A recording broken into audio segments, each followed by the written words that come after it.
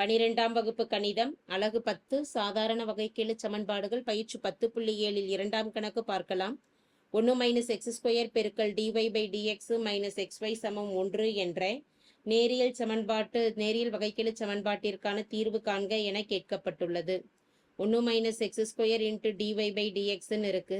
நேரியல் வகைக்கெழு சமன்பாடு அப்படிங்கிறப்ப dy by dx இருந்ததுன்னா பிளஸ் pyன்னு தான் இருக்கணும், சமம் q. அப்ப p என்ன q என்னன்னு சமன்பாட்டுல முதல்ல கணக்கிடலாம். கொடுக்கப்பட்டிருக்கக்கூடிய வகைக்கெழு சமன்பாடு 1 - x² into dy by dx minus xy சமம் 1. இதுல dy by dx ஓட எந்த எண்ணு பெருக்கப்பட்டிருக்குதுன்னா 1 - x² பெருக்கப்பட்டிருக்கு. அந்த 1 - x² சமன்பாட்டை இருபுறமும் வகுக்கணும். வகுக்கும் பொழுது 1 - x² by பகுதி மதிப்பு 1 - x² into dy by dx, அடுத்து இரண்டாம் உறுப்பு minus xy by 1 - x², RHS மதிப்பு 1/1 - x². இது கேன்சல் ஆக போக dy by dx பிளஸ் pyன்னு வேணும். அப்ப இடையில என்ன குறி போட்டுக்கலாம்னா பிளஸ் குறி போட்டுட்டு ஒய்யோட பெருக்கப்பட்டிருக்கக்கூடிய என்னதான் பியின் மதிப்பு minus X into x/1 - x² எழுதிட்டு இன்ட்டு ஒய்ன்னு கொடுத்துடலாம். வலதுபுறம் இருக்கக்கூடிய கியூவின் மதிப்பானது 1/1 - x² ஆகும். எனவே p என்பது -x/1 - x², qவின் மதிப்பானது 1/1 - x² ஆகும். தொகை காரணி கணக்கிடுவோம். தொகை காரணி கணக்கிடுவதற்கான நிபந்தனை e∫ pdx, e∫ pயின் மதிப்பு -x/1 - x² into dx.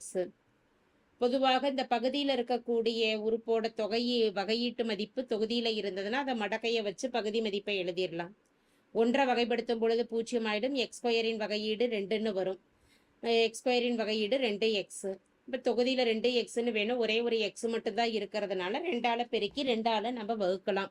அப்படி செய்யும் பொழுது e∫ வகுக்கக்கூடிய 1/2 வெளியிலையும் பெருக்கக்கூடியது உள்ளாரை வச்சிட்டோம்னா -2/1 - x² into dx. இனி தொகையீட்டில் இருக்கக்கூடிய மதிப்புக்கு பதிலாக என்ன எழுதலாம்னா log of modulus of 1 - x²ன்னு எழுதிடலாம். இந்த லாகு கேன்சல் பண்றதுக்கு மடக்கையின் அடுக்கு விதியை பயன்படுத்தி 1/2 பவருக்கு கொண்டு போயிட்டோம்னா e∫log of 1 - x² whole power 1/2. இது 2 கேன்சல் ஆகும் பொழுது 1 - x² பவர் 1/2ன்னு வரும். அடுக்குல 1/2ன்னு இருந்ததுன்னா ரூட்டு கொடுத்து √1 - x²ன்னு எழுதுவோம். பொது தீர்வு கணக்கிடுவதற்கான நிபந்தனை y e∫ pdx சமம் எதுக்கு சமம்னா q into e∫ pdx into dx plus c ஆகும். y into e∫ pdx இன் மதிப்பு √1 - x² சமம் q என்பது 1/√1 - x², 1/√1 - x², ரூட் இல்லை 1 - x² into அடுத்த உறுப்போட மதிப்பு 1 - x² ஸ்கொயர் ரூட்ல into dx plus c. இந்த பகுதியில் இருக்கக்கூடிய 1 - x² 2 முறை √1 - x² into √1 - x² எழுதிடலாம் சுருக்கிறதுக்காக வேண்டி into dx plus c. ஒரு ரூட் உறுப்பு கேன்சல் ஆயிடுச்சுன்னா மீதம் அமைந்திருக்கக்கூடிய மதிப்பு இடதுபுறத்தில் y √1 - x², RHSல இன்டகிரல் dx by √1 - x² என கிடைக்கிறது plus c. இப்போ y into √1 - x², dx by √1 - x² என்பது எதற்கான தொகையீட்டு மதிப்பு அப்படின்னா integral sin inverse of x plus cன்னு எழுதிடலாம். இடதுபுறம் இருக்கக்கூடிய √1 - x² வலதுபுறம் எது கொண்டு போறப்ப வகுத்தல்ல வரும். அப்ப முதல் உறுப்பு sin inverse of x divided by √1 - x² plus c divided by √1 - x².